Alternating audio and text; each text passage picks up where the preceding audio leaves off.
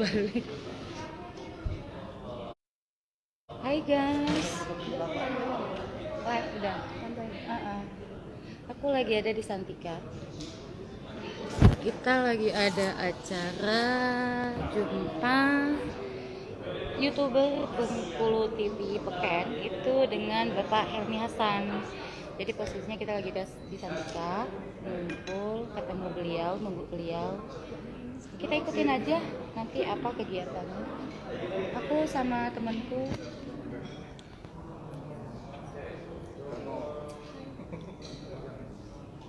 Ini suasananya di sini.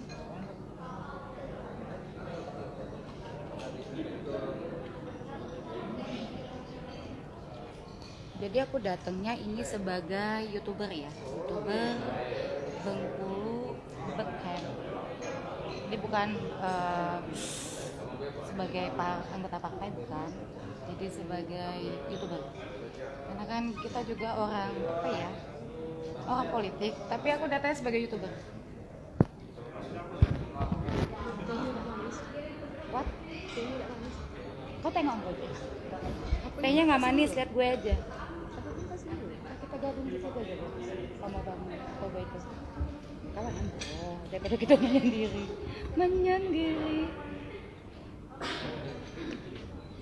Iya ya, belum dimulai juga. Kita nyari tehnya nggak manis yuk, cari tehnya. Di luar silakan masuk, karena acara kita akan segera dimulai. Acara akan segera dimulai, guys. Sekali lagi teman-teman yang masih coffee break gak apa-apa, kuenya dibawa ke dalam sambil coffee break. Jadi boleh. Di sini juga boleh. Nggak apa-apa. Iya. Oh iya. Di grup ada ya? Yang di Bali ya? Iya, makanya jarang ini soalnya di grup. Nih lah. Mulai yuk. Nih lah.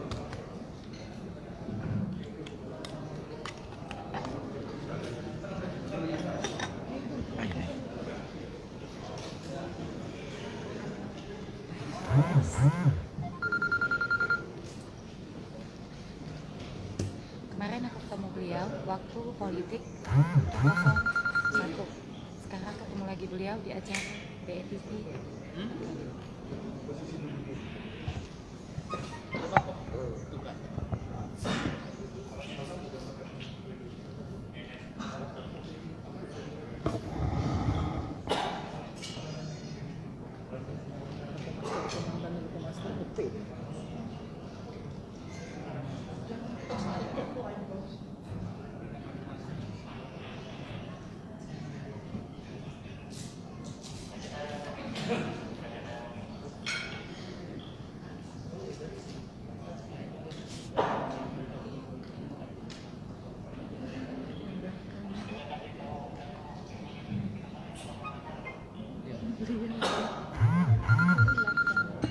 Acara kita ini ada Pak Hasan sama Bang Deddy Wahyudi. Jadi memang acara ini beliau yang menyelenggarakan, mengkoordinasi, dan kita di sini berkumpul sebagai YouTuber Bengkulu Peken. Jadi kita tergabung dalam satu YouTuber Peken Bengkulu di bawah BEDP Pimpinan Bangsa. Lanjut ya.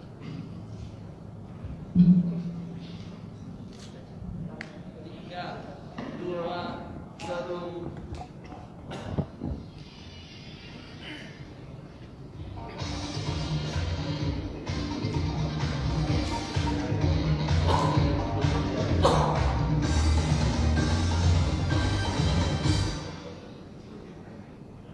Assalamualaikum warahmatullahi wabarakatuh.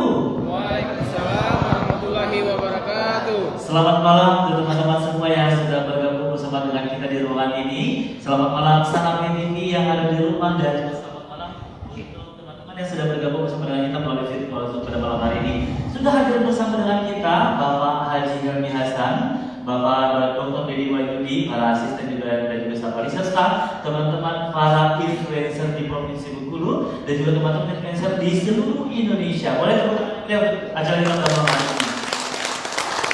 Baik teman-teman sekalian serta sahabat BTV yang ada di rumah, sesaat lagi kita akan ngobrol-ngobrol santai bersama dengan Bapak Haji Helmi Hasan. Tentunya kita semua sudah mengenal dengan sosok Helmi Hasan, seorang sosok pemimpin di Kota Bengkulu khususnya ya, yang selalu memberikan inovasi-inovasi dengan program-program yang selalu menjadi viral di negeri ini, di Indonesia.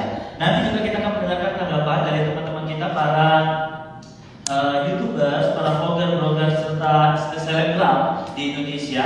Nanti kita sambut terlebih dahulu, ada teman-teman kita dari Jakarta, ada Kakak Dedi Junaidi. Selamat malam Kak Dedi. Selamat bergabung bersama dengan kita ya di melalui virtual Zoom. Beliau adalah CEO Media Garda Bangsa Tandasenu.id. Terus juga ada teman kita, ada rekan Reza Nangin, seorang sutradara, seorang aktor, dan juga YouTuber serta produser film di Indonesia.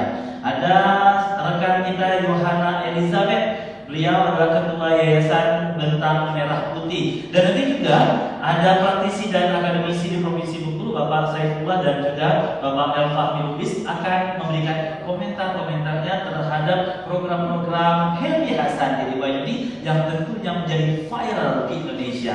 Untuk itu, diawali Bapak dan Ibu, teman-teman sekalian, baiknya kita dengarkan bersama-sama lagu kebangsaan Indonesia Raya. Hadirin dimohon berdiri.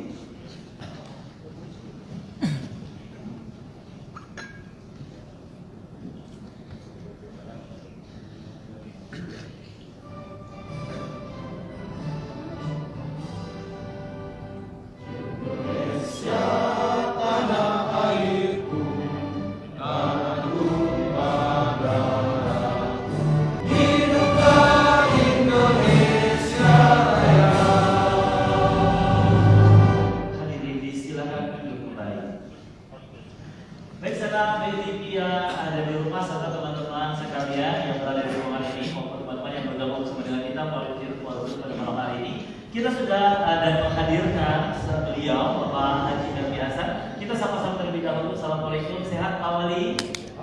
Alhamdulillah sehat selalu Pak Helmi. Dan juga ada Bapak Wakil Wali Kota Bengkulu, Bapak Dr. Dedi Wahyudi. Sehat Pak Dedi? Alhamdulillah sehat, alhamdulillah ya. Dan di table belakang itu ada Bapak Sekretaris Daerah Kota Bengkulu. Sehat Pak Sekda? Alhamdulillah. Para asisten tentunya juga selalu sehat, semangat semuanya. Serta teman-teman para influencer di Provinsi Bengkulu semuanya ya. Baik teman-teman sekalian, Coronavirus Disease 2019 tentunya memberikan efek terhadap perekonomian masyarakat. Pembatasan aktivitas masyarakat menjadi kendala di beberapa sektor. Kota Bengkulu ketika badai Coronavirus Disease melanda berada di posisi kurang baik, yakni di level 4. Dan menjadi perhatian khusus oleh Presiden Republik Indonesia saat itu. Namun, hal itu tidak berlangsung lama. Saat ini Kota Bengkulu sudah berada di zona aman, yakni di level 2. Selain itu, kelangkaan gas melon 3 kg menjadi momok besar bagi masyarakat di Kota Bengkulu. Cerita masyarakat ini lantas langsung didengar dan ditindak oleh Wali Kota Bengkulu, Bapak Haji Helmi Hasan, beserta Wakil Wali Kota Bengkulu dan Pemerintah Kota Bengkulu, meluncurkan program gas melon gratis untuk masyarakat. Lantas apa dan seperti apa, bagaimana hal ini dapat terjadi? Kita akan ngobrol santai bersama beliau, Haji Helmi Hasan, yang akan dibantu secara langsung oleh Dr. Dedi Wahyudi. Berikan tepuk tangan yang meriah. Assalamualaikum warahmatullahi wabarakatuh. Waalaikumsalam warahmatullahi wabarakatuh. Karena konsepnya ini Pak Wali konsep anak muda, jadi kita sapa. Hai guys. Hai guys. Sehat guys. Udah makan guys. Ya tapi kan nggak makan malam ya Pak perempuan ya. Sebenarnya acara ini awalnya kita setting sesantai mungkin, ngobrol santai. Kita beberapa waktu ketika puncak rasmi dulu kita sering sekali live, dan karena banyaknya WA masuk ke Pak Wali, ke saya, karena HP Wali Kota, Wakil Wali Kota memang dibuka secara terbuka. Jadi hampir seluruh masyarakat tahu nomor HP WA Wali Kota, kemudian mengadu setiap saat dan pengaduannya macam-macam. Tetapi yang menarik adalah nanti para YouTuber kemudian para pengamat sosial juga boleh menanyakan langsung. Saya kasih bocoran, acara ini itu digagas idenya dari Pak Wali sendiri. Karena Pak Wali pengen betul-betul jangan ada komunikasi yang tersumbat. Karena kalau tersumbat, ibarat paralon itu pecah, itu bisa mana-mana. Nah sekarang silakan yang di rumah yang lagi buka hiasan spesial, kemudian yang buka hiasan dai, kemudian Dede Wali spesial, siapapun itu juga di BTV yang sekarang live, boleh tanya langsung. Saya bilang begini, nanti kalau nanya agak sedikit tajam itu enggak apa-apa. Nah maka ini tidak ada desain, tidak ada setting, boleh nanya apa saja. Dan Pak Wali sudah sangat siap dan kita memang tadi dinyatakan oleh Belado tadi, Wali Kota Helmi Hasan ini terkenal dengan ide-ide yang fenomenal, ide-ide terkenal kontroversial, dan itu oleh kelompok-kelompok kegelapan sering jadi bahan diskusi. Oh macam-macam ngomongnya. Nah sekarang supaya tidak gelap, kasih kasih cahaya agar terang benderang. Nah saya kasih dulu sedikit. Periode kedua ya, kalau periode pertama dulu mungkin masih ingat beliau ingin sekali makmum masjid itu sampai merelakan mobil saya istri tercinta untuk dihadiahkan. Itu adalah periode pertama. Periode kedua, Pak Helmi Hasan, saya sebagai pendamping beliau, tak berapa lama kami memimpin langsung dilanda COVID. Nah ketika COVID melanda itu, se-Indonesia yang membagikan beras dan mie terakhir di dunia itu hanya di Kota Bogor saja. Jadi saudara, mau dia kakak di kota, mau tidak, pokoknya yang tinggal di Kota Bogor itu harus dibagi. Dan ketika mahasiswa dari Papua itu langsung Pak Wali yang mengantarkan ke kosan Papua tadi karena sebagai anak bangsa tinggal di Kota Bogor itu secara resmi. Kemudian berjalan ketika punya COVID, Kota Bogor juga paling cepat ketika WFH, kemudian Pak Wali juga membuat keputusan menggratiskan PDAM. Bayangkan PAD kita sebenarnya masih butuh suntikan dana, tapi Pak Wali demi masyarakat digratiskan PDAM selama 1 tahun. Kemudian juga menggratiskan sapi sake selama 1 tahun. Jadi asuransi sapi sake nggak usah bayar. Menggratiskan parkir selama 3 bulan. Jadi juru parkir tetap ngambil, tapi nggak setorkan ke daerah. Sampai dia ngomong sama saya, aduh, apalagi yang dari gratis kan jadi langsung aja. Nantilah banyak yang ini. Itu cerita COVID. Dan kemarin misalkan ketika puncak melon, gas melon langka, maka wali kota langsung memerintahkan jajaran. Termasuk saya waktu diperintahkan oleh beliau, tolong hubungi Pertamina dan sampai ke Pertamina bahwa pemerintah kota akan membagikan gas gratis. Saya Pak Sida asisten waktu itu perintahkan Pak Wali. Orang Pertamina bingung. Benar Pak, benar Pak. Kenapa? Soalnya se-Indonesia cuma ada di Kota Bengkulu Pak, yang pemerintah kotanya membagikan gas melon gratis. Nah, ini ada beberapa daerah lain itu dibagi. Pokoknya banyak betul. Ide-ide beliau yang cukup kontroversial, termasuk juga kemarin ada ratusan siswa yang menangis, orang tua yang menangis melapor kepada Pak Wali bahwa anaknya sudah selesai sekian tahun, cuma ijazah ditahan. Memang kewenangan wali kota adalah SD SMP, tetapi karena yang mengambil di wali kota Bengkulu, beliau menunjukkan langsung. Dan sempat viral, waktu itu ada satu sekolah, Pak Wali datang mau diminta, tapi nggak mau. Ujung-ujungnya kalau duit boleh. Pak Wali langsung kan 5 juta, dan itu gara-gara itu jadi viral. Nah inilah beberapa ide-ide beliau yang cukup fenomenal dan kontroversial, dan saya langsung turun gunung untuk membantu ini, tapi juga nanti karena saya pasangan juga boleh nanti kalau misalkan kritik kami juga boleh apa-apa. Nah ini Pak Wali, saya udah kasih dulu seperti itu. Mungkin bisa sedikit sambil memancing dari Helmi Hasan spesial yang masuk DM-nya. Apa sih yang melatar belakangi Pak Wali menggratiskan gas melon 3 kg itu? Silakan. Ya saya pikir terima kasih semuanya. Ini acara luar biasa, tetapi memang saya tidak nyaman ketika program-program yang kita buat itu kemudian seakan-akan itu adalah sangat baik sekali. karena program-program yang lain banyak yang lebih baik begitu. Dan memang menjadi sebuah tanggung jawab, kewajiban bagi siapapun yang memimpin kemudian harus bisa merespon, menjawab setiap keluh kesah warga dan masyarakatnya. Itu memang sebuah kewajiban yang harus ditunaikan. Nah, selanjutnya berkaitan mengenai kelangkaan gas melon ketika itu memang di mana-mana di media sosial telah viral bagaimana kemudian kelangkaan gas melon dan harganya pun fantastis begitu di pangkalan-pangkalan. Maka ketika itu memang di Kota Bengkulu kita punya program quick response begitu, quick response, dan ketika itu kita langsung datang ke Pertamina bertanya apa masalahnya. Jangan kita membuat kebijakan masalahnya nggak tahu. Ini jadi masalah baru nanti. Jadi saya tanya ke Pertamina, saya tanya ke agensinya, dan kemudian kita juga ke pangkalan masalahnya apa. Ternyata masalahnya persoalan gas subsidi ini nggak dipahami. Yang namanya gas subsidi itu harusnya diperuntukkan bagi masyarakat tertentu. Di Pertamina saya tanya dengan agennya, dengan pangkalannya, berapa distribusi ke pangkalan itu? Dari sisi stok sangat berlebih. Setiap hari bulan 300.000. Sedangkan kebutuhan kita kurang lebih sekitar 150.000 itu udah maksimal. Artinya ada kelebihan 100.000 lebih. Tapi kok jadi langka? Artinya masalahnya bukan stok, masalahnya di distribusi. Maka saya tanya distribusinya bagaimana caranya? Dari Pertamina ke agen ke pangkalan. Berapa banyak pangkalan? 300-an pangkalan. Apakah semua sama? Tidak, berbeda-beda antar pangkalan. Apa dasarnya? Sehingga pangkalan A mendapatkan sekian, pangkalan B mendapatkan sekian. Maka dijawabkan ada kontrak antara pangkalan dengan agen.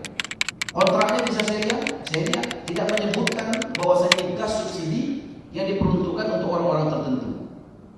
Maka wajar kemudian pangkalan menjualnya kepada siapa saja yang datang. Sehingga orang-orang yang berhak disubsidi tadi itu nggak dapat. Begitu. Orang yang berhak disubsidi tadi beli pasti terbatas karena mereka punya keterbatasan kemampuan membeli yang tidak sebagus orang lain. Maka itulah kenapa kemudian pemerintah mensubsidi. Nah, di sini benang merahnya yang kemudian coba kita lihat, oh ini harus ditegaskan ke Pertamina bahwasanya ini gas subsidi tidak boleh dijual sembarangan, harus dijual kepada orang-orang yang berhak mendapat subsidi. Datanya dari mana? Pemerintah kota bisa memberikan datanya. Nah, maka ketika itu kita sepakat bahwasanya data kita berikan orang-orang berhak itu, sehingga tidak boleh kemudian mereka tidak diprioritaskan. Dan kita juga akan menerbitkan satu kartu, di mana kartu itu sebagai identitas. Bahwasanya warga ini berhak mendapatkan program gas subsidi ini.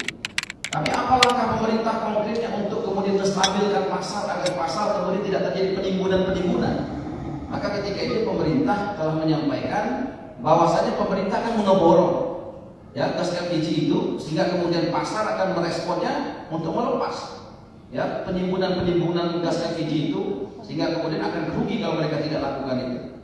Nah, alhamdulillah kurang lebih beberapa hari kemudian kita pantau ternyata kelangkaan itu sudah mulai tidak ada lagi di beberapa tempat, tapi di beberapa tempat masih ada. Nah, ini belum kita intervensi dengan memberikan isi ulang gratis dengan masyarakat. Alhamdulillah suasana sudah mulai terkendali, tetapi namanya janji harus tetap ditunaikan. Alhamdulillah kita di APBD, ya Pak Sekda hadir di sini, itu sudah perubahan anggaran ya Pak Sekda ya, dan itu sudah dianggarkan. Tinggal sekarang kita melakukan pendataan. Tadi target kita 30.000 hitungan, tapi kemudian di lapangan ternyata ada penambahan. Saya katakan tidak masalah. Yang penting masyarakat kita itu betul-betul butuh dan berhak untuk mendapatkan isi ulang gratis dari APBD Kota Bengkulu. Kira-kira gitu. Ya, terima kasih. Tepuk tangan buat awalnya. Karena memang ini kita berusaha sesantai mungkin, sesimpel mungkin. Kalau saya, kan wakil dia wajar Pak itu. Sekarang teman-teman tim kreatif, apakah sudah ada atau bisa tersambung dengan kita pancing dulu yang di Jakarta atau pengamat sosial? Boleh, pokoknya nggak usah luka-luka. Ini live di Hasan Official, kemudian live di BTV, kemudian di Center. Nah, sudah ada dari teman-teman atau hubungan dulu lah dengan boleh pengamat sosial Fahmi Lubis tadi, kemudian ada Adida Saiful.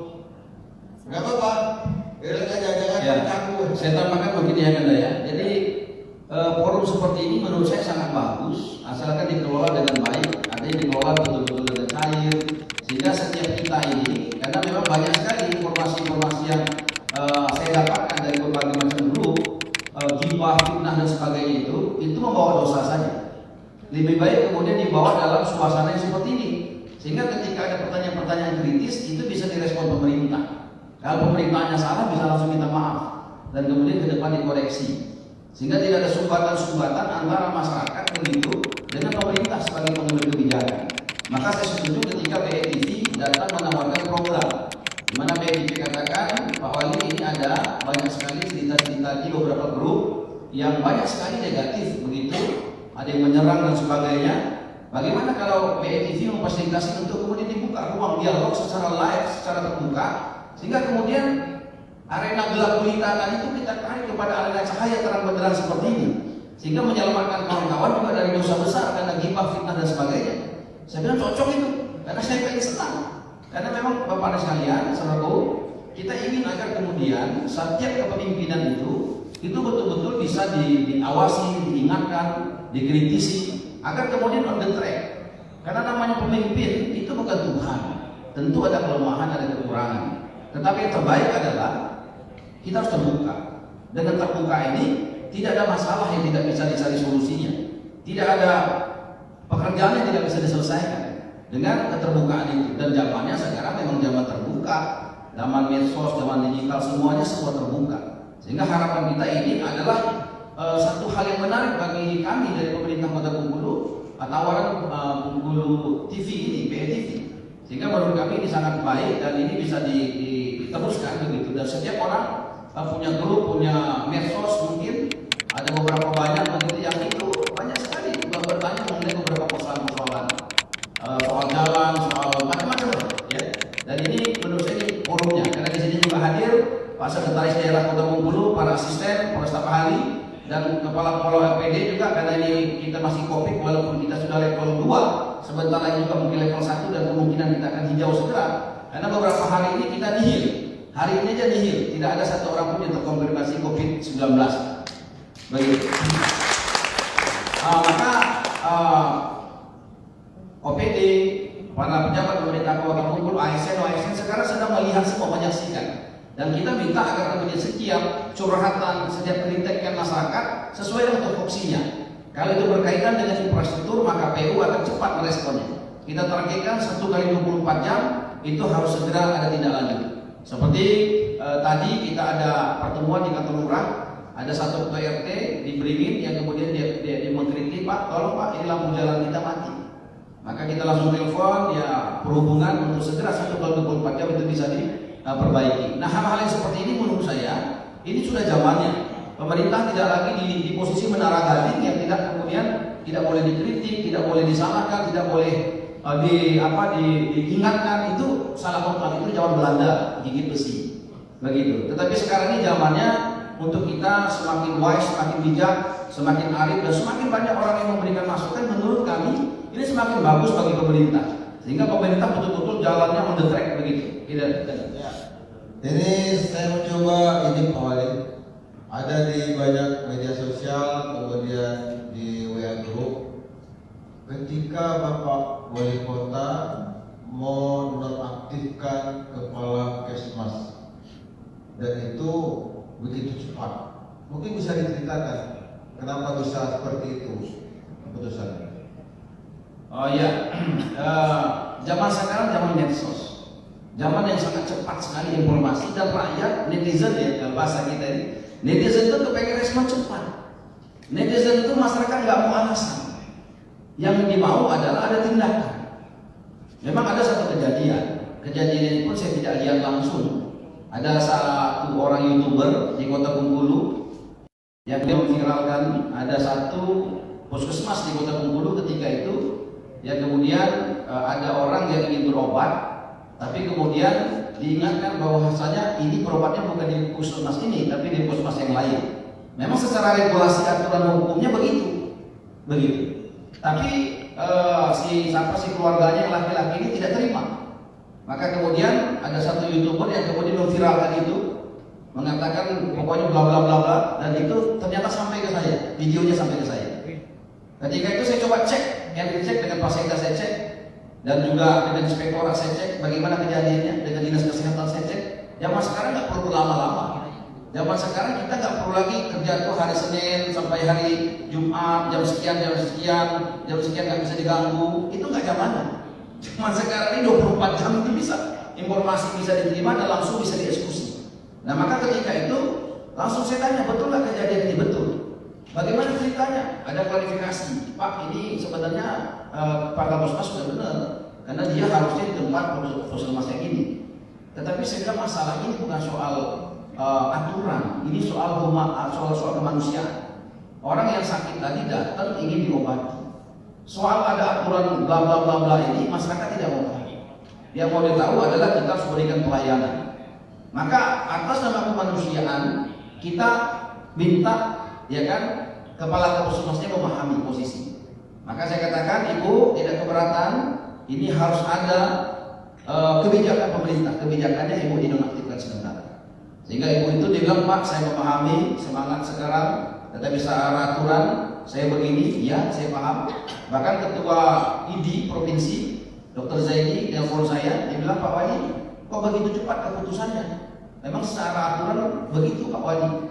Saya memahami aturan itu, tetapi saya juga memahami ada semangat rakyat, ya kan, yang ingin agar kemudian pemerintah ini bisa mengesampingkan aturan demi kemanusiaan.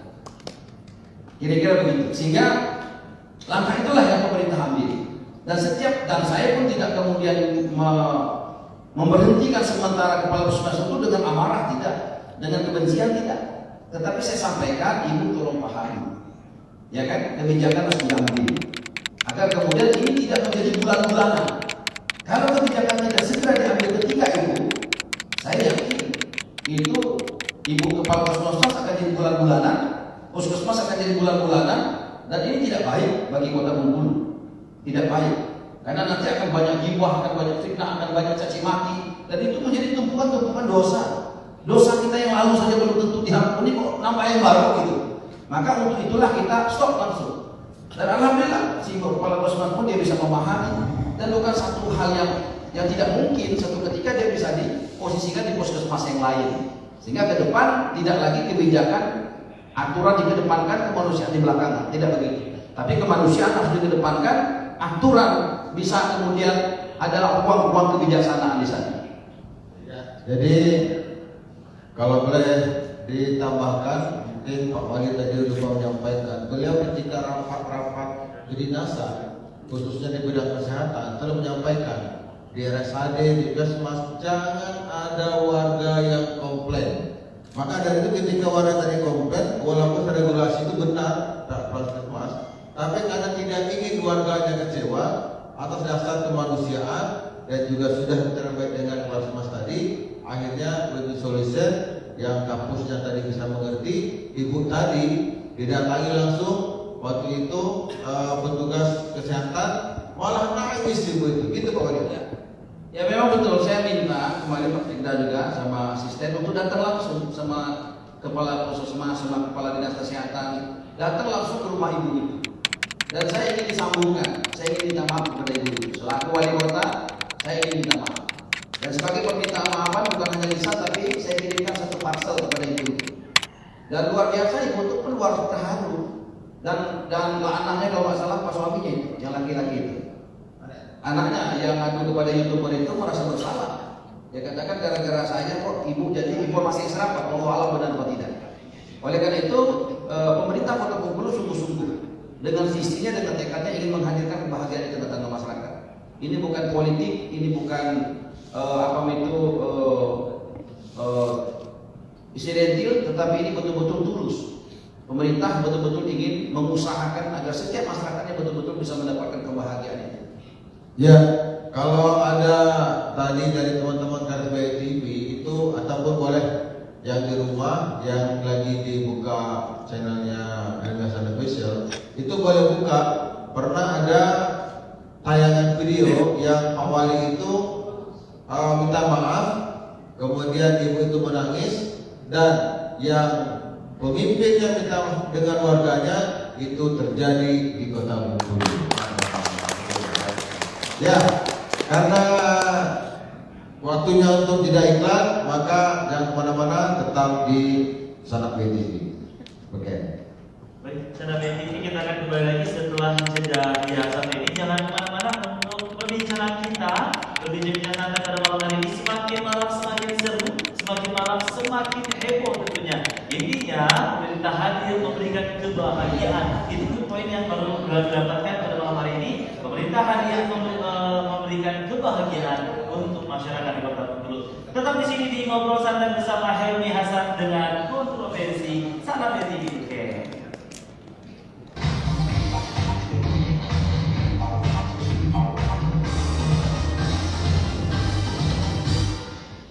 Kembali lagi di Ngobrol Santai bersama Helmi Hasan dan Dedi Wahyudi, tentunya Sanak BTV yang ada di rumah, dan juga teman-teman yang ada di ruangan ini, dan teman-teman yang ada di virtual Zoom. Dan kita akan mengundang untuk mendengarkan ini adalah apakah komentar atau pertanyaan dari teman-teman kita, para influencer yang ada seluruh Indonesia. Nanti akan dibantu oleh teman kita Yohana Elizabeth Harjanidata. Halo Kak Yohana. Kak Yohana.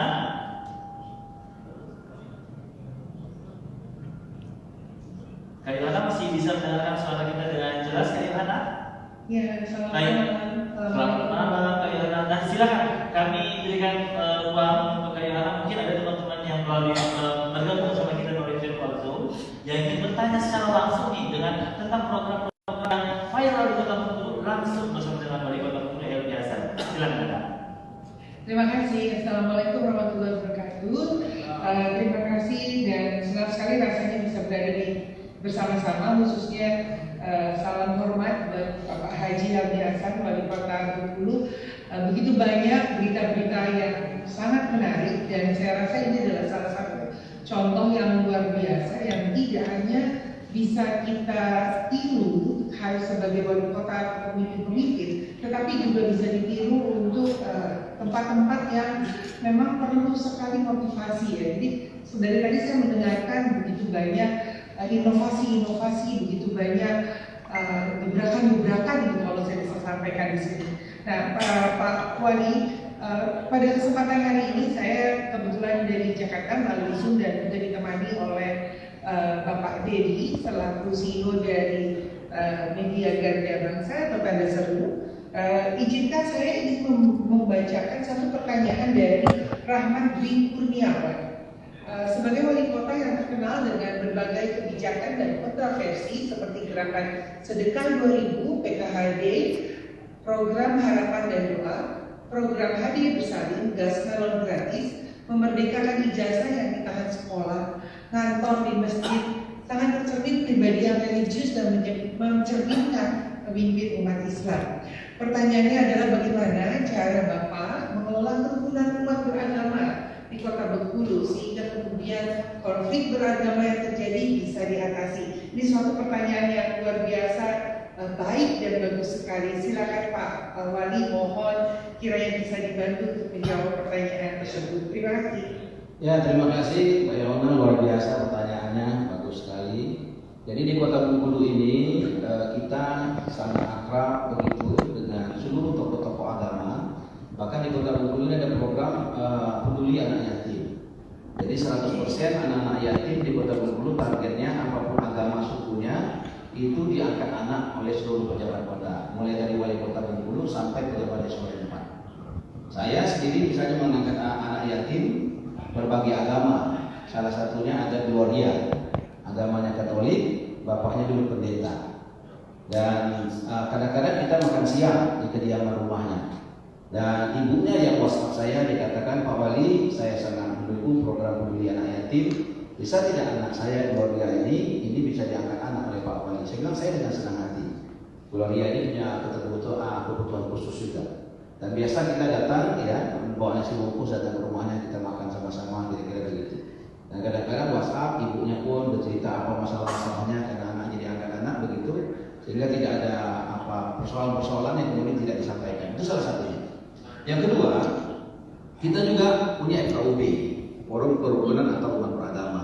Di FKUB ini biasanya kita ada pertemuan, ya, bisa seminggu sekali, bisa sebulan sekali, dan kita bicarakan mengenai persoalan keagamaan. Misalnya di Kota Bengkulu, kita sepakat antar umat beragama ini melakukan gerakan sedekah 2000 itu, dan seluruh tokoh-tokoh agama tampil ikut serta meluncing program itu, sehingga kemudian setiap rumah-rumah ibadah menyampaikan tentang pentingnya ikut andil lalu gerakan sedekah 2000. Dan sedekah 2000 ini tidak diberikan hanya kepada orang-orang Islam begitu, tidak diberikan hanya kepada orang Kristen, tidak diberikan kepada Hindu Buddha, tapi diberikan kepada seluruh warga Kota Bengkulu, apapun agama sukunya. Sehingga memang di Kota Bengkulu ini memang tidak ada perbedaan begitu yang membuat kita tidak bisa bekerja sama. Dan kemudian kita juga biasa mengadakan doa bersama. Doa bersama di Kota Bengkulu ini ketika banyak sekali masalah-masalah begitu, itu kita biasanya mengadakan doa bersama di rumah ibadah masing-masing.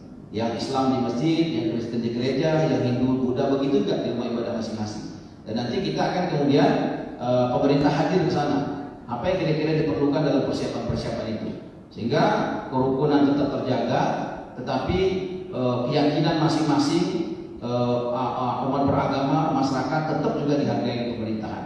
Kira-kira gitu Mbak Yani. Keren sekali. Ini tentunya membuat kita jadi bercermin ya, bahwa Bengkulu juga sudah melakukan kekuatan Pancasila ya, Persatuan Indonesia yang luar biasa. Salut Pak. Terima kasih. Ini ada Hadidi bersama saya yang juga sudah tolong saya nih. Saya juga mau nanya. Udah nggak tahan ya. Silakan. Saya panggil Bang Helmi aja ya. Sama Devi. Bang Helmi, alhamdulillah Bang Helmi memberikan kesempatan dengan inisiasi dengan beberapa pihak yang bisa mendukung kegiatan ini terlaksana. Beberapa poin terkait dengan apa yang disampaikan Bang Helmi tadi sangat menggugah dan sangat menginspirasi ya. Kita pengen juga tahu dapat apa yang bisa Bang Helmi sampaikan ke kita, memberikan gambar kepada kami kalau terkait dengan kegiatan-kegiatan yang sifatnya tadi ada beberapa kegiatan yang sifatnya spontan, ada kegiatan yang sifatnya antisipasi dari masukan-masukan masyarakat. Bagaimana caranya Bang Helmi mengantisipasi kebutuhan anggarannya, Pak? Karena ini kan mengatur anggaran ini kan juga nggak bisa begitu saja. Saya yakin Bang Helmi sama tim dari Pemkab Bengkulu sudah mengupayakan semaksimal mungkin untuk bisa mematchingkan antara kebutuhan tersebut dengan anggaran yang sangat-sangat terbatas, apalagi dengan adanya refocusing. Mungkin itu kami yang bisa saya sampaikan. Ya, bagus sekali pertanyaannya, Bro Dedi. Nah, Bro Dedi saudara katanya harus belajar begitu saya. Jadi memang kalau bicara tentang uang negara, begitu banyak mekanisme yang harus dilalui. Maka kemudian dan kita juga sangat terbatas. Kota Bengkulu ini APBD-nya sekitar 1,1 triliun, 1,1. Jadi sangat kecil sekali dibanding kota-kota lain. Tetapi bukan soal banyak sedikitnya, ini soal bagaimana cara meramu, itu yang penting. Dan ada efisiensi di sini. Nah di Kota Bengkulu kita APBD kita sepakat APBD untuk rakyat itu menjadi tagline kita, menjadi cita-cita kita. Maka di situ kita merespon apa yang diinginkan masyarakat. Salah satunya misalnya ketika masyarakat kita sulit mendapatkan pekerjaan, masuk ke dalam garis kemiskinan, maka intervensi pemerintah itu menjadi penting. Tetapi tidak boleh kemudian sembarangan program. Saya biasa jalan kaki, bisa beberapa hari datang ke rumah-rumah masyarakat, ketok-ketok pintu begitu, dan kemudian di situ muncul informasi. Misalnya masyarakat itu bukan malas, masyarakat Bengkulu tidak malas, masyarakat Bengkulu juga tidak mau bekerja, tapi persoalan akses permodalan yang kadang-kadang menjadi bermasalah. Maka kita lahirkan program namanya Samisaki, 1 miliar 1 kelurahan.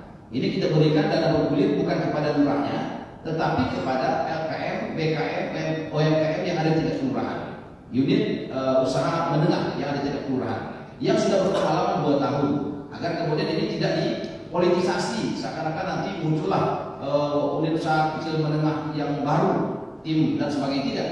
Dan juga kita seluruh partai, apapun partainya, apapun suku agamanya kita nggak pandang itu, yang kita pandang dia sudah berdiri selama 2 tahun, dia memang betul-betul bagus catatan keuangannya, maka kita kerjasama. Kita berikan dana 1 miliar 1 kelurahan itu untuk kemudian digulirkan kepada masyarakat. Dan luar biasa sekali ini, misalnya Jembatan Kecil. Jembatan Kecil itu yang dulu kita kasihnya 300 juta kurang lebih, 400-an begitu, sekarang sudah 4 miliar putarannya.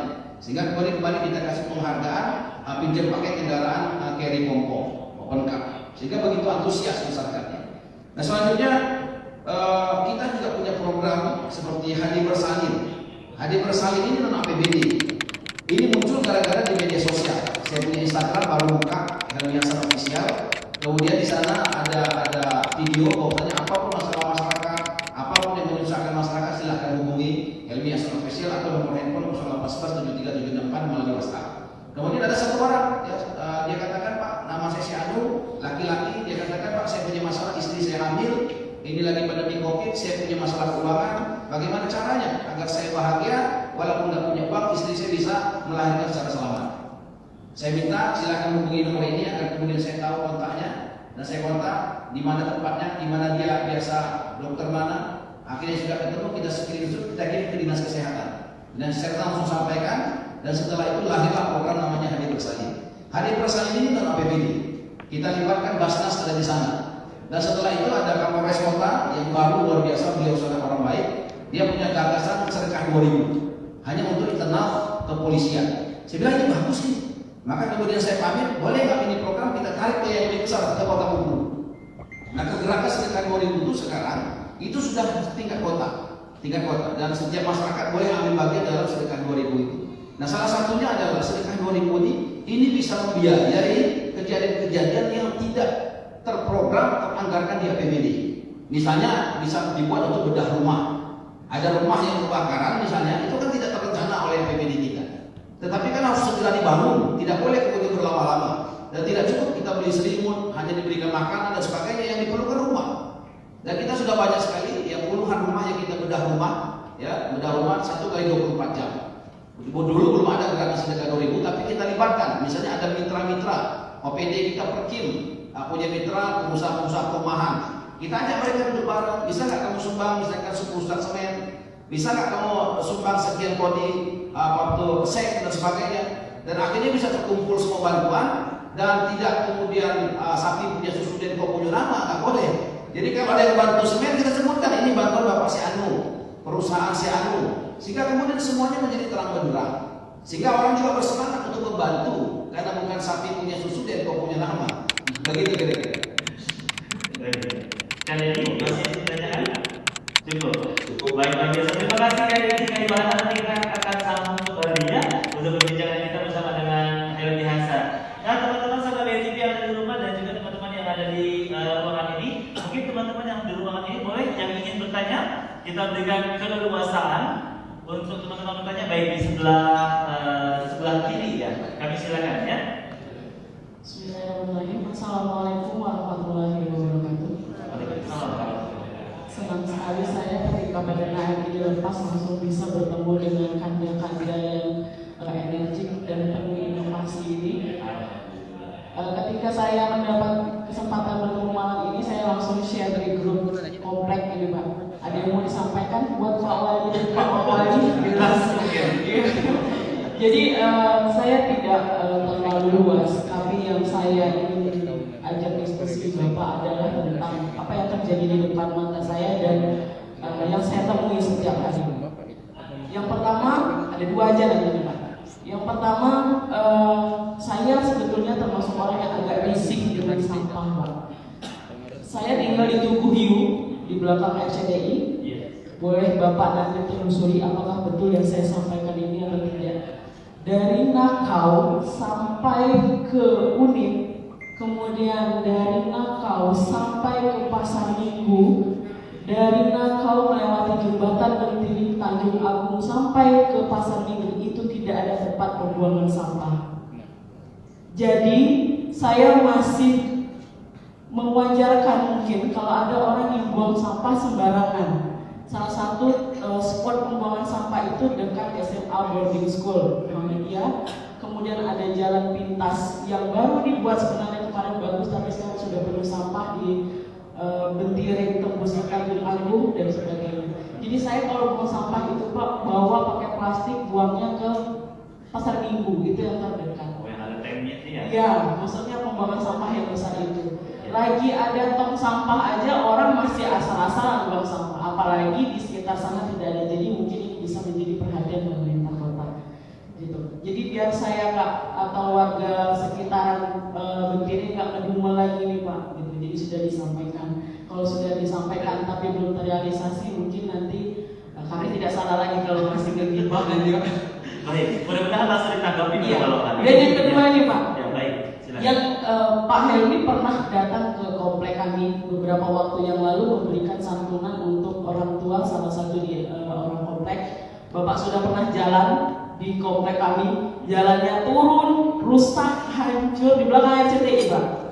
Setelah Bapak datang, jalan masuk ke gang itu mulus, licin, aspal. Tapi jalan ke komplek kami masih rusak. Jalannya Ya, rusak sekali Pak. Itu pernah kami perbaiki dengan kami sumbangan semen. Ada yang disatukan dia rekam, ada yang punya dana lebih pakai semen dan sebagainya. Tapi sekarang nggak semenan lagi Pak, apalagi musim hujan. Ada muncullah gibah-gibah berikutnya Pak. Oh ya Pak Helmi, kok biar ditengok orang dari luar jalan kita lo ate deh lo ini bawa tidak. Ah gitu Pak. Jadi ini adalah titipan pesan dari orang komplek itu aja yang dulu karena udah berapa kali warga di sana jatuh ibu-ibunya begitu. Itu aja dari saya. Semoga kanda-kanda sekalian sehat selalu dan terus berinovasi untuk Kota Bengkulu yang lebih maju. Assalamualaikum warahmatullahi wabarakatuh. Terima kasih. Yang pertama terkait tentang sampah, Pak Helmi. Yang kedua tentang jalan. Jadi yang tidak ada fitnah dan gibah di antara kita. Inilah saya katakan saya setuju tawaran BTV ini agar kemudian saya katakan dari awal pemerintah tidak sempurna dalam menunaikan amanah itu. Tentu ada kekurangan, ya, ada kesalahan dan sebagainya. Maka saya di awal saya katakan saya tidak nyaman ketika ada pujian-pujian terhadap program-program yang telah dilakukan pemerintah, karena itu sesungguhnya kewajiban memang harus dilakukan dan itu menjadi hak masyarakat. Nah, tetapi memang dalam penyampaian masukan-masukan, kritikan, saran dan sebagainya itu agar tidak menimbulkan gibah dan fitnah dan dosa, maka menurut saya gagasan BETV ini sangat cerdas. Jadi dibuat satu forum dan semua orang bisa menyampaikan dengan kesantunan. Kalau kita langsung itu kan kita ini orang timur biasanya santun kalau langsung. Tapi kalau di kegelapan kita ini jadi survei survei dari kalau nggak salah dari Singapura ya. Itu netizen terjahat itu Indonesia. Wah. Jadi ya kadang nggak kelihatan wajah orang ngomong itu kan begitu. Nah, lebih baik begini. Dan saya langsung respon tadi sangat bagus sekali dan itu sangat terhormat untuk kemudian kita menyampaikan suara-suara masyarakat kepada pemerintah. Dan itu harus setiap warga kota berani melakukan itu. Karena itu bukan dosa tapi itu ada nilai kebaikannya. Sampai mengajak kepada satu amal kebaikan, maka dia akan dapat pahala sebagaimana yang mengamalkannya. Nanti kalau jalan yang tadi hancur begitu dan kemudian diperbaiki, maka yang menyampaikan tadi dapat pahalanya, begitu bukan dapat dosa. Begitu bagus. Dan pemerintah juga, saya katakan tadi kita wali kota terutama kita sudah buka 24 jam, handphone saya buka 24 jam, handphone saya begitu. Dan saya biasa kerja 1 kali 24 jam terus direspon. Seperti tadi misalkan ketika kita kasih bantuan, kemudian jalan rusak itu pasti langsung saya telepon PU-nya. Dan saya kasih video jalan yang rusak itu kirim. Dan biasanya langsung cepat itu ditindaklanjuti. Bukan karena saya sudah datang, tidak, karena memang apapun yang didapat informasi wali kota segera kita distribusikan ke kepala-kepala daerah sebagai penanggung jawab teknis. Nah, soal tadi komplek nanti boleh nanti minta namanya komplek apa alamatnya sehingga dari PU sendiri juga melihat melalui virtual mereka menyaksikan ini maka langsung dikontak besok akan didatangi. Kadang-kadang kalau kita rumah status perumahan misalnya yang bangun perumahan itu belum menyerahkan kepada pemerintah kota. Nah ini ada kendala secara regulasi aturan kita tidak bisa langsung mengeksekusi jalan itu menjadi resmi karena ada aturan yang harus diserahkan dulu. Nah makanya kompleknya di mana nanti akan dicek.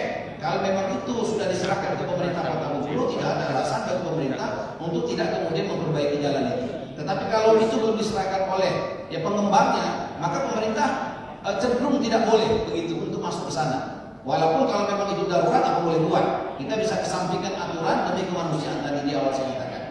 Dan kemudian soal sampah, memang budaya kita ya di Kota Bengkulu dulu ini, setiap rumah kalau di daerah Jawa, bukan saya membanding-bandingkan, tidak.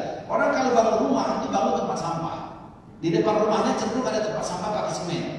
Sehingga nanti ada motor, sistem berbentuk motor atau mobil pick up begitu yang akan menjemput dari tempat-tempat sampah di depan rumah orang itu. Tapi di kota kita belum terbiasa. Kemarin kita sudah buat surat edaran agar kemudian setiap warga itu membuat tempat-tempat sampah kecil di depan rumahnya melalui seperti semen. Kalau kita pergi ke Jakarta misalnya, hampir setiap rumah orang Jakarta di depan rumahnya ada tempat-tempat sampah. Tapi di kita tidak ada. Sehingga kemudian kita mesti mau meletakkan kontainer di pinggir jalan. Kadang-kadang yang punya tanah nggak mau ngasih. Oh nggak boleh Pak, katanya ini masalah kita juga. Kontainer kita banyak tapi menempatkannya itu warga sendiri nggak mau ditempatkan. Nah maka solusinya adalah sama seperti di daerah Jawa. Kemarin saya sudah buat surat edaran agar setiap rumah membangun tempat sampah yang kecil. Hanya kecil aja, kotak saja begitu, untuk kemudian ketika ditaruh setiap hari petugas kita akan ngambil di depan rumahnya itu. Tapi kan tidak dilakukan karena memang sulit merubah kebiasaan itu. Dan kontainer, kita banyak kontainer, tapi persoalan kita adalah meletakkan kontainer itu di pinggir jalan, itu ada stress tanah. Kalau tanahnya kemudian orang yang punya tanah tidak memberikan izin, ini menjadi masalah baru nanti. Tetapi masuk ini sangat berharga. Kita akan coba cek nanti di mana lokasinya kita bisa letakkan kontainer. Ini LH juga sudah mengamati, tadi sudah laporan Pak LH, Pak Medi, dia bilang Pak saya monitor, ini akan langsung turun nanti kita lihat titik mana yang kira-kira bisa tanah siapa yang bisa pinjam. Kalau memang harus dijual berapa harganya pemerintah akan beli, begitu. Tetapi tidak akan menyelesaikan masalah. Karena di daerah manapun kita pilih ke Jawa Barat, ke Jawa Timur, Jawa Tengah, Jakarta sekalipun, itu selalu rumah-rumah masyarakatnya ada tempat-tempat sampah sementara, kecil begitu. Sehingga kemudian akan diangkut oleh motor atau oleh mobil kecil, sehingga nanti akan dikirim ke kontainer besarnya akan ditarik truk, gitu. Truk akan membawanya kepada tempat pembuangan akhir sampah, begitu. Nah, di sana banyak pembuangan sampah gara-gara itu. Masyarakat kita tidak terbiasa membuat tempat sampah di depan rumahnya. Akhirnya sampah hariannya langsung dibawa sembari kerja ke Kabupaten Menteng. Ya kan, karena alamnya luas, main lempar saja di sana. Ini masalah. Bahkan juga di berita misalnya, di dalam protokol itu biasa orang ngangkutkan asoynya itu di bawah pohon. Padahal itu media jalan kan untuk keindahan, maksudnya kita tanam pohon itu. Nah itu sudah berapa kali juga kita tegur dengan baik-baik, begitu ini bukan tempat sampah.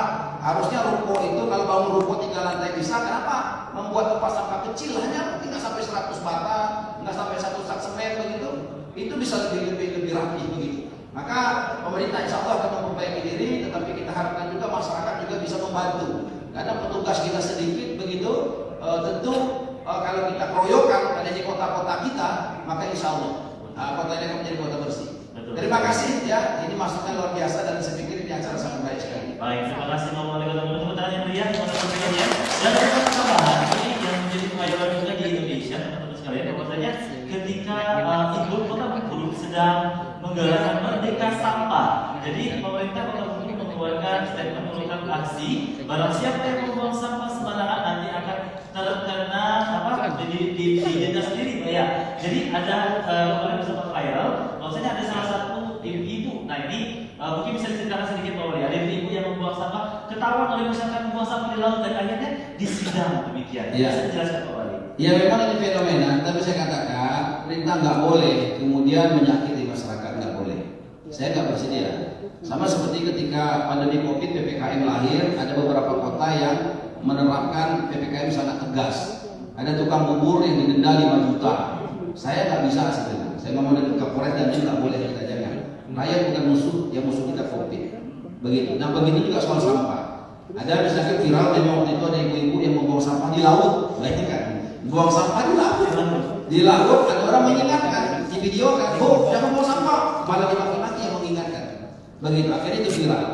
Dan kemudian kita turunkan tim, siapa ibu itu ketemu, ya kan? Dan kemudian ketika kita ingin hukum, dia seorang janda, dia suaminya meninggal, anak-anaknya sanggup menggantikan hukuman atas nama ibunya tadi. Dan dia ternyata juga bekerja di tempat rumah makan di sekitar pantai itu. Nangis-nangis. Yang mau menghukum laporan itu sama Pak Wali, jangan ini katanya. Karena kata wali kota nggak boleh masyarakat sampai nangis. Laporan Pak ini Pak begini, oh kalau begitu jangan dihukum. Sudahlah dinasihati saja, buat perjanjian dia tidak akan mengulanginya lagi. Selesai. Itulah ceritanya. Kita akan kembali lagi segmen ketiga dengan ngobrol santai bersama dengan Wali jangan kemana-mana, tetap di PA TV. Oke.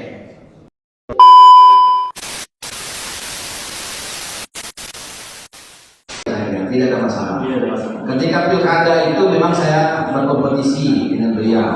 Tapi ketika beliau menyatakan menang, ya belum diputuskan KPU, saya langsung mengucapkan selamat. Saya termasuk yang tidak menggugat. Saya terima, saya ucapkan selamat. Dan ketika itu dia sempat ada orang cerita ini ada persoalan, tidak sih bilang. Kalau tidak berani nggak Pak Wali divideokan bahwasanya Pak Wali ingin ketemu gubernur? Siap, nggak masalah. Saya kemudian ada kawan medsos itu memvideokan saya minta ketemu untuk ketemu ngobrol, tapi belum sampai sekarang. Tapi itu bukan masalah, begitu tidak jadi dasar masalah, tidak begitu. Dan kemudian ada persoalan pribadi dengan Pak Gubernur, tidak ada persoalan. Persoalan pemerintahan pun tidak ada. Soal misalnya ijazah kemarin jadi ribut juga seakan-akan Helmi Hasan melalui kewenangannya, karena kan SMK sederajat itu kewenangan gubernur. Kenapa kemudian Helmi Hasan wali kota yang harus mengurus SMP SD kok mengurus juga urusan gubernur? Saya jelaskan ini bukan soal kewenangan, ini soal kemanusiaan. Maka langsung kita datangi SD mana kita temui ada memang ijazah yang tertahan, bukan tertahan. Saya tanya kepala sekolahnya kenapa belum dikasih Pak, orangnya nggak ada. Saya cari di rumah segala macam nggak ada, umumkan.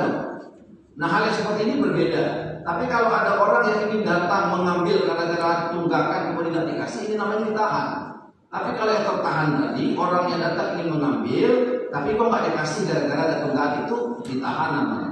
Nah hal inilah yang kemudian menurut hemat kami harus dicarikan solusinya. Dan ini bukan soal ada hubungan yang tidak baik antara wali kota dengan gubernur, tidak. Secara pribadi, secara pemerintahan tidak ada persoalan. Begitu ya, Kak Mami. Dan saya siap kok kapan saja begitu untuk bicara, ngobrol, sebagainya tidak. Tetapi namanya politik, apalagi kita pernah berkompetisi secara pilkada, ya orang pasti begitu. Ada tim, mantan tim yang ingin masuk, ingin mendapat kue, akhirnya saling adu-adu segala macam hal, itu biasa. Begitu. Tetapi kalau ada hal-hal yang memang perlu saya sampaikan, saya sampaikan. Seperti kemarin saya bersurat kepada Pak Gubernur agar dinas sosial yang ada di samping rumah sakit kota Bengkulu itu bisa kita tukar gulingkan. Jadi kota memberikan apa, itu diserahkan kepada kota sehingga rumah sakit kita bisa lebarkan. Karena kota Bengkulu ini tanah kelahiran ibu negara pertama kali menjadi sastra merah putih yang sudah melahirkan anak presiden, cucunya ketua DPR, tapi kotanya nggak punya rumah sakit. Nah baru kita bangun, alhamdulillah itu pun kantor wali kota kita ubah menjadi rumah sakit. Sampai sekarang wali kota nggak punya kantor. Agar kemudian betul-betul masyarakat secara kesehatan lebih penting daripada kemudian wali kotanya punya kantor. Nah hal yang seperti ini yang kita coba komunikasikan. Nah surat juga sudah disampaikan, itu tidak bisa diberikan, tidak masalah. Tapi bukan itu gara-gara kemudian jadi ribut dengan gubernur, tidak. Biasa, artinya ketika kita minta diberi tidak diberi itu soal aturan kewenangan. Tapi itu tidak menjadi dasar kita jadi berseberangan. Kira-kira gitu Kak Fabi. Terima kasih banyak. Baik, terima kasih. Statement terakhir dari Pak Wali, mohon izin dengan program-program pemerintah Bengkulu yang terus setiap kali program yang diluncurkan menjadi viral, setiap kali program yang diluncurkan menjadi kontroversi. Nah, statement terakhir dari Bapak Wali Kota seperti apa? Ya, saya pikir saya tidak berharap ada kontroversi itu, tetapi kadang-kadang memang soal informasi yang belum utuh didapat akhirnya pro kontra terjadi. Tetapi kalau sudah tidak ada rasa lagi, nggak apa-apa, itu nggak masalah. Ada yang cerai, dia cerai kepada suaminya, istrinya cerai, anaknya sudah ada, istri sudah nikah lagi, suami sudah nikah lagi, mereka masih saling kunjungan. Itu yang kita inginkan, kebahagiaan itu. Orang cerai pun tetap bisa bahagia, asalkan betul-betul ada ketulusan, ada kejujuran. Kira-kira begitu. Baik, terima kasih. Kita tepuk tangan yang meriah untuk yang melihat. Terakhir dari teman-teman kita yang bergabung bersama kita dari Jakarta. Rekan Yohana, kami silakan. Statement terakhir pada malam hari ini. Mungkin sedikit silakan. Jakarta ya. Setelah terakhir ini Pak Wakil Wali Kota Bengkulu dan kita komentar sedikit. Ya, saya merasa bersyukur mendampingi Pak Wali, walaupun secara jujur kadang-kadang titik-titik ini harus saya cermati dan merenung sejenak. Oh ini maksudnya. Contoh begini, yang saya katakan tadi, ketika tiba-tiba bilang kadang kita harus menyantuni anak yatim se-Kota Bengkulu. Banyak orang, ya banyak. Mungkin hanya satu nih. Gimana caranya? Nah, kita tidak pejabat. saya 10, Anda 5, saya. Setelah ditotal 1.500 anak yatim di Kota Bengkulu ini sekarang punya orang tua asuh. Siapa? Para pejabat Kota Bengkulu. Ini lagi-lagi inspirasi bagi daerah lain. Sampai-sampai wali kota Bekasi itu satu rombongan datang ke Bengkulu untuk membuktikan benar apa tidak yang disampaikan oleh Pak Wali. Nah, itu detik-detik kecil. Kemudian pun begitu ketika misalkan Soal Jaja, sebenarnya yang viral itu beliau tidak ngomong langsung, tetapi karena waktu itu kan beliau perintahkan saya, tolong ada saya biasa turun. Tapi janjinya hari Senin saya betul Senin diserahkan, hari Senin itu mesti diserahkan. Ada yang lapor bahwa mereka tetap bertahan tidak mau menyerahkan. Nah karena tadi ini orang Kota Bengkulu dan beliau apapun itu kalau bicara soal masyarakat Bengkulu dan bicara wilayah itu warga Pak Wali, beliau tentu memiliki spontanitas. Kan jarang juga, kemarin saya sudah sampaikan, insya Allah Pak Wali sudah itu dibagikan, alhamdulillah. Tapi hari ini pas melapor, orang tidak bagikan. Nah, anak muda kemudian tidak mau warga yang disakiti, maka turun langsung. Jadi ada pengalaman waktu beliau sangat risau. Satu lagi, ketika pandemi, puncak pandemi, waktu itu kita diminta oleh pusat PPKM tempat-tempat usaha itu boleh berkumpul dan kalau ada itu harus diminta dihimbau agar jangan sampai berkerumun. Ketika perwali itu dibuat, pesan beliau jangan kita membuatkan masyarakat dengan denda uang. Di Kota Bengkulu dendanya harus berikan nasi bungkus untuk anak yatim. Jadi misalkan ada yang makan yang tidak prokes itu daerah lain yang uang, kita nggak ada uang, kita paling kurang itu mencuci tempat tersebut. Dan yang saya ingat sampai sekarang itu ketika saya lapor di office, Pak Wali izin saya malam ini melakukan penertiban dengan pasal PP, silakan kan, tapi jangan gunakan cara represif, masyarakat lagi susah, jangan bikin tambah susah. Itu saya ingat. Maka ketika sampai pesan turun saya katakan berulang jangan sampai membuat masyarakat. Nah inilah mudah-mudahan beliau istiqomah dan saya selalu mendampingi beliau dan kami jajaran para pejabat dan kompak hari ini alhamdulillah dan mohon doanya agar ide ini berlian. Terkadang ide itu terlintas begitu saja yang kami harus mencerna karena beliau lompatan pemikiran itu kan 2-3 minggu depan yang kami harus cepat merespon. Gitu betul. Terima kasih Bapak Wakil Ketua hari ini. Dan intinya pemerintah Kota Bengkulu memberikan kebahagiaan untuk masyarakat Kota Bengkulu bukan dengan cara berjalan tertata-tata, tapi dengan cara berlari dan melompat. Karena semakin banyak orang ngope, semakin cepat kita melompat. Ya, baik. Terima kasih atas perjumpaan kita pada hari ini dengan puas sekali lagi dan salam KTV yang ada sampai di sini perjumpaan kita untuk ngobrol santai bersama dengan Wali Kota Bengkulu dengan berbagai kontroversi. Akhirnya saya Brando beserta seluruh yang hadir mengucapkan terima kasih. Wassalamualaikum warahmatullahi wabarakatuh. BTV Bukit.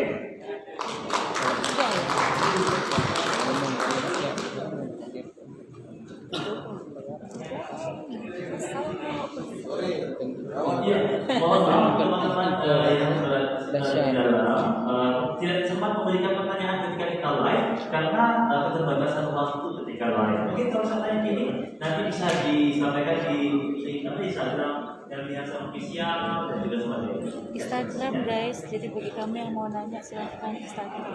Ya, semua.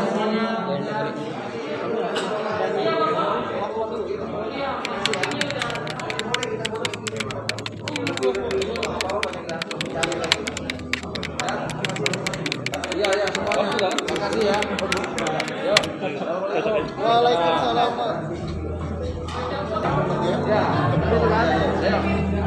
Iya, foto. Foto.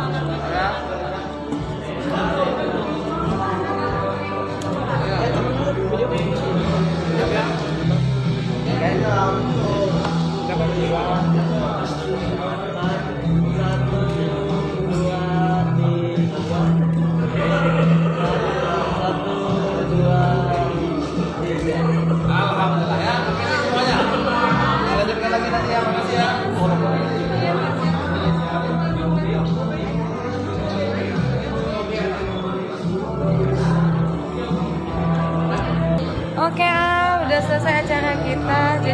adalah salah satu kegiatan positif kita ya. Aku sama Beb Basmala Dewi. Silakan makan malam.